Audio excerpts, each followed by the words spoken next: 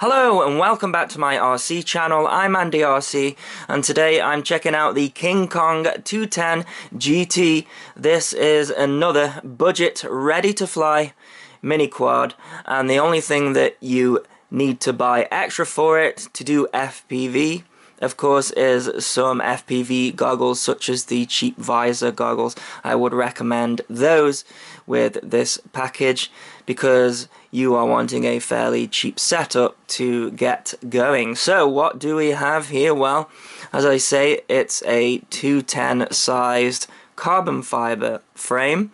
So the frame underneath is all-in-one, so if it does break then the entire frame has to be replaced, but I can't remember a time where I've ever broke one of these frames yet. They are all in one, and this is really sturdy, so I think this is going to survive a crash nicely. So as for the specs, they are KingKong branded motors. You can see there they're 2205 2300 kV motors. There, I've seen them on a few other builds. And then the propellers, it's an interesting choice, this one, because we don't see these very often anymore. They are a two-bladed propeller and they are KingKong branded as well.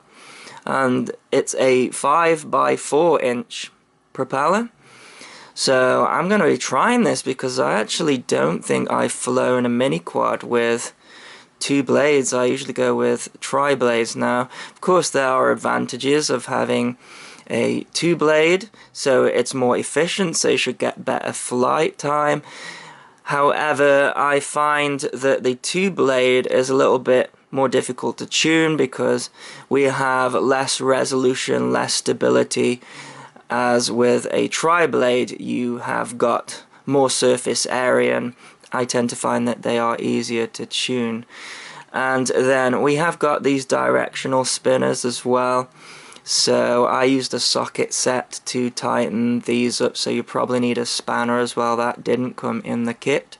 So onto the ESCs, and they are 20 amp ESCs, 2 to 4S, it's got written on them there, and it says BL Heli on them as well. So I think these are KingKong branded ESCs, but that means that we can put a 4-cell battery on it because it comes with a 3-cell battery. So this is a infinity battery. It's a 1300 milliamp battery, and it uses an XT60 connector there. And one thing that I thought was a bit of a pain with this is the XT60 connector to plug your battery is really long, so I've had to put this strap here and sort of tie it down, otherwise this is gonna be hitting your propellers. And whilst I'm talking about the strap, you can see this is a RotorGeek strap, and that is because the strap that you are given isn't very good, and I prefer these RotorGeeks ones because they have a rubber inside so that they don't slip. And this one didn't quite fit around the battery. It was too big actually to fit around the battery, so yeah, didn't like the strap that it came with. But anyway, let's talk about the rest of the components. So we have got a power distribution board here, and that looks like it's outputting 5 volts to the VTX and 12 volts out to the camera. So this is a CCD camera with a 2.8mm lens, so we should get a really decent image out of that, and you can adjust the angle, not by much, so you know you're not going to be flying this one too fast. It looks like the bottom of the camera and also the cables for the ESCs is getting in the way there. But yeah, nice camera. Again, KingKong branded there.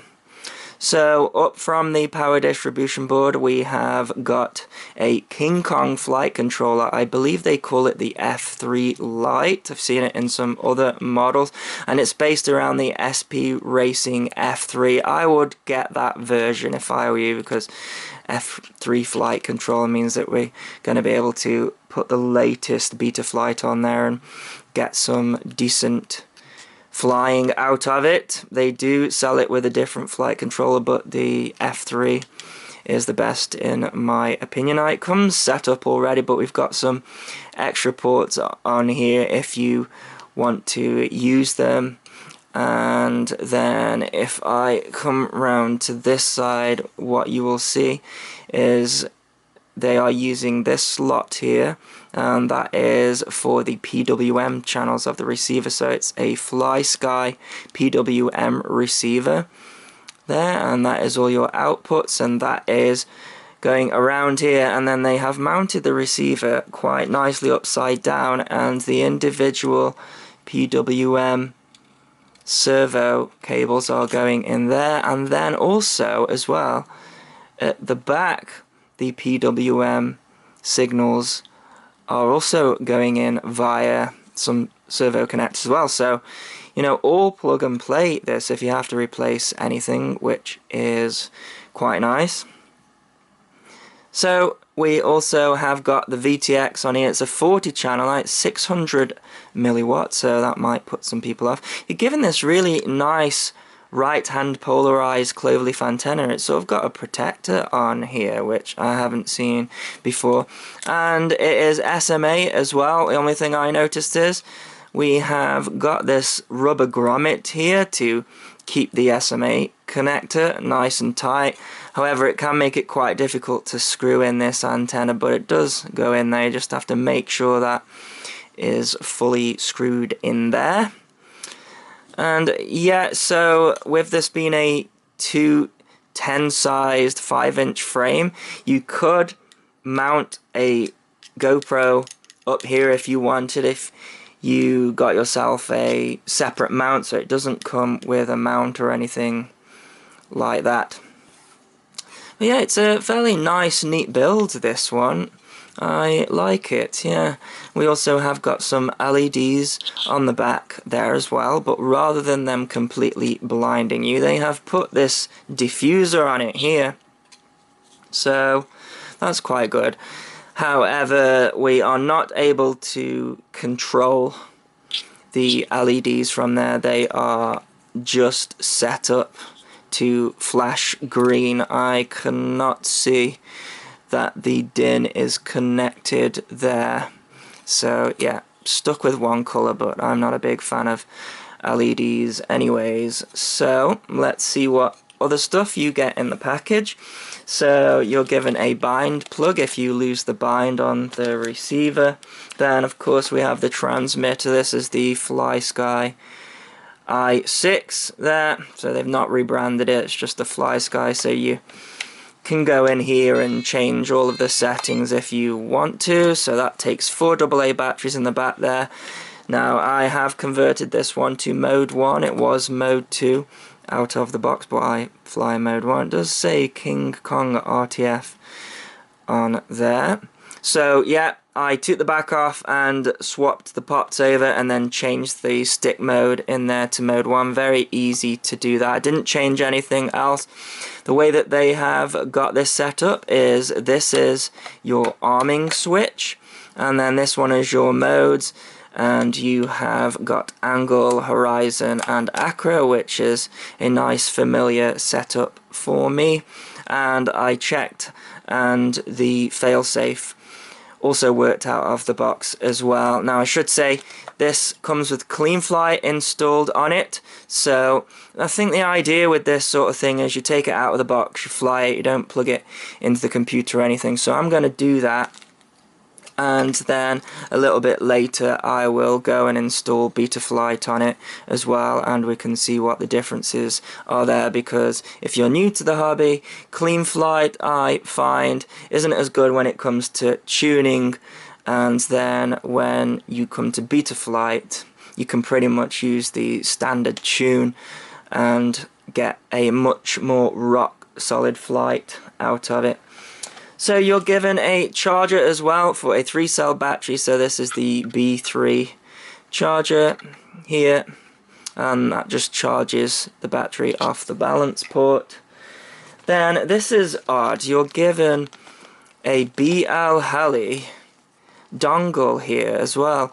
So I am gonna guess that you can't configure the BL Heli firmware through the Cleanflight pass-through because they've given you one of these, but hopefully we shouldn't need to do that. It's a beginner model. I guess it's nice that they've given it you, really, because a lot of the time you get these ready to flies and they say Beat Al Hali on them, but when you plug it in through the Cleanflight pass-through you can't see anything. So I imagine that's going to be the case with this, but if you ever do want to mess around with the ESCs, then you're given this, so that is good. So props, now this is cool. We've got so many props here, look at that, loads of them. And I think it's going to fly fine with just dual blades, but you could stick a tri-blade on there as well and it will fly nice. But look at that, all those props, including the ones that are installed on it as well. Now, you do have to put the props on. It doesn't fit in the box that it comes in, sadly, with the props on. So here, I already mentioned the strap. We've got a micro USB lead there, and then we have got some cable ties and Velcro straps. I guess that is for the battery. And then you're given one of these. So this model doesn't have an on-screen display or any battery telemetry or anything like that. But you don't really need all that, you know. I use these a lot, and this just plugs in to the balance port here on the battery, and it tells you the voltage, and it'll beep when the voltage is too low, which it is at the moment because I have got it set pretty high. But you can see there 3.2 volts per cell. You're probably going to want to set it at about 3.4, I would say, and then you can just tuck that under your battery strap there and it will start beeping when it's time to land. So that's pretty nice that they give you one of those, because a lot of these RTFs where there's no telemetry at all, you just have to set a timer. You don't have to do that with this, so that's pretty nice. So lastly, we are given some instructions here. Now these are for all of the different models, but you know, it's in color and it tells you all the different channels and everything, so shows you there's some information here actually regarding the ESCs. So yeah, it says that we only guarantee that the KingKong Beat Al Hali ESC programming adapters will work with the ESCs. So I'll try, see if it works with the pass-through, but probably not. And it shows you how it's constructed as well. So spare parts, nice manual, and these always make me laugh. We have got a test report, and they've done it to make it look like, you know, it was all done manually, but when you look close, this is just printed off a computer. So I'm not too sure about that for quality control, but there you go. So here we are in the Cleanflight configurator. You get it from the Chrome App Store. I've got the quadcopter plugged into the computer via a USB cable. You can see there that it says COM3 at the top, so let's connect to it. So here you can calibrate your accelerometer if the quadcopter is drifting. However, I found that it was fine, so it's on a flat surface there and flat here also, so no problems there. So let's go into the ports. Now it's just got UART1 selected here because this is a PWM receiver, so there's no need to have the serial RX selected here. So let's go into the configuration. So all of this is standard, there's no board alignment or anything like that. Now, One Shot 125 is turned off out of the box, but you can turn this on because they are Beat Al Hali ESCs, and motor stop was turned on out of the box. I have turned that off because I like to have the propellers spinning whilst on idle, so I can still control the quadcopter when I come off the throttle, etc. So the minimum throttle is set to 1050 out of the box, and that is absolutely fine. Max throttle 2000, which again is fine for FlySky. So if we come down here, VBAT is enabled, but it's not connected up, so we don't have a buzzer or we don't have an on-screen display. So that's not really doing anything. So if I scroll down here, everything else is just standard. Black boxes enabled there. So if I go into the failsafe next, it was set to land out of the box, which I don't like. I always like it to drop when it loses connection, so I've changed that. PID tuning, I have left these stock because I want to see how this flies out of the box, because I think that is what it's designed for. So the roll rate is a little bit docile, but it should be enough to do some rolls and flips. Usually have it at 0.8 myself. So then if we go into the receiver, now you do have to have the battery plugged in for that, so I'm just going to turn on the transmitter and then plug the battery in. And there we go. So you can hear the ESCs boot up there, and we have got the throttle there and all of the other controls and also the auxiliaries, but I won't press the arming auxiliary because it's on the tail at the moment. So for the receiver, it's set up as PWM, so you can pretty much ignore this side here when it's set up for PW. So everything else here is stock, so let's go into the modes here, and I have left the modes exactly the same, so it's set up to arm on the 2-position switch. Then we have angle, horizon and acro down here, which is quite nice actually. That's how I like to have my modes set up. So then when it comes to the motors and ESCs, they were calibrated out of the box, there's no problem there. Now we've just got normal LED strip settings because there is nothing set up there. And then if we go into the CLI, I'll just type version so you can see the version of the board. It's a SP Racing F3 if you want to install Betaflight, and I recommend that you do that. So let's disconnect from here, and I'll just take you into BL Heli Suite. So the battery's still plugged in, so under the pass-through it needs to be Cleanflight. I need to select the correct COM port here, so COM3, I'm going to connect to it, and then if I press check here, you can see there that we have got BL Heli.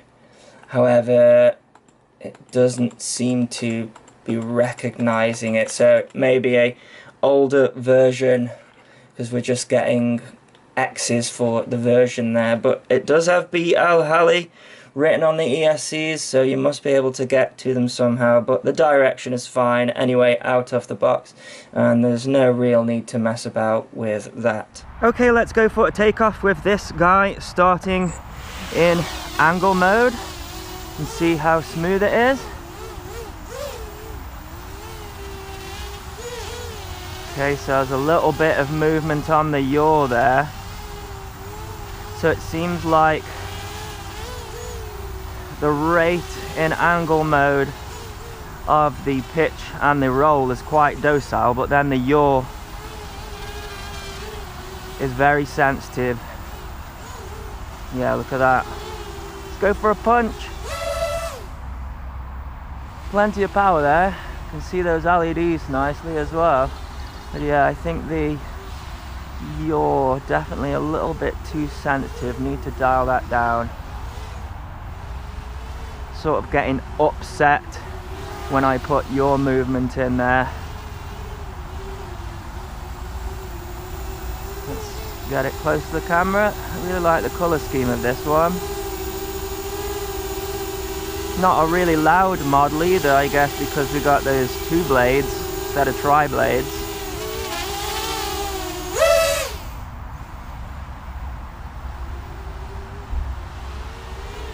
Okay, I'm a little bit nervous about trying acro because it's Cleanflight,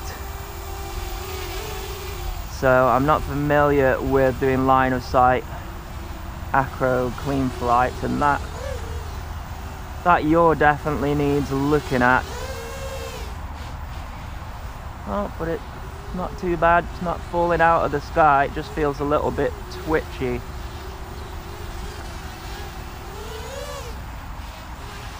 Acro not too bad actually. Feels more stable. Backflip.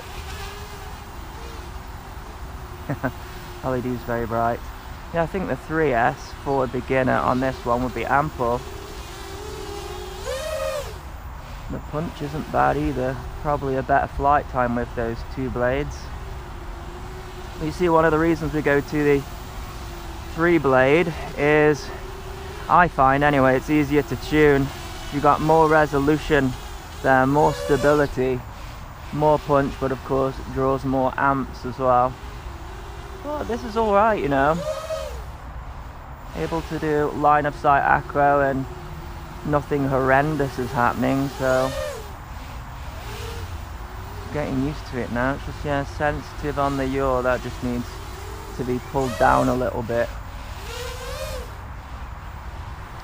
Those LEDs really help for orientation, and they're not dazzling either because they have that cover over the top to sort of dissipate the light a little bit better. I quite like that.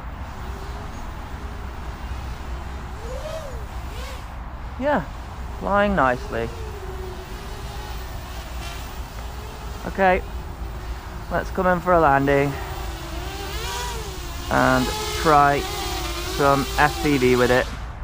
So here is some of the FPV footage taken from the Fat Shark Dominator HD3s, and actually the Cleanflight tune wasn't too bad. There was still that slight dip when I was yawing around that you saw when I did the line of sight flight, but it wasn't debilitating at all. It definitely felt nice to fly. You can see that there's no crazy wobbles when I'm doing rolls, and I tell you what as well, this has got to be the cleanest FPV feed that I have seen from a mini quad. There's hardly any breakup whatsoever, so I'm using the on-way antenna on my Fat Sharks and the Menace RC patch antenna with that diversity receive. But just look at that, absolutely crystal clear. Just a little bit of breakup there, but yeah, I was really impressed with that, and not any noise coming through from the motors either. So as you can see, the range is pretty good and the view is pretty good as well. Now I think if you went and put a HD camera on the top of this with the 3-cell battery, it will bog it down and you will probably get a shorter flight time. So I was getting about a 5-minute flight time here, and you can see there's plenty of power, but as I say, we're not carrying a HD camera, so it is performing probably better than it would if we stuck a HD camera on there. But look at this, I'm able to do some rolls. I think this is a good one for a RTF package. Of course, at this price, it's competing with the likes of the JJ Pro P200. This one has a better transmitter, I think, than the P200, but the P200 definitely has better motors, and that is more of a sort of hardcore racer, whereas this one is more of a beginner style aircraft, which you can throw about as well, as you can see there. So it's struggling a little bit with the tune there as I tried to do a backflip. So what I'm going to do is show you a flight where I put Betaflight on that. I also put a 4-cell battery on there as well. So there you go, that is my review of the KingKong 210 GT. I'll put a link in the description if you wish to get one. So I'll leave you with some FPV footage taken with the 4-cell battery and with Betaflight. It's just the stock settings there for the PIDs. And as always, thanks so much for watching. Please continue to subscribe. Cheers.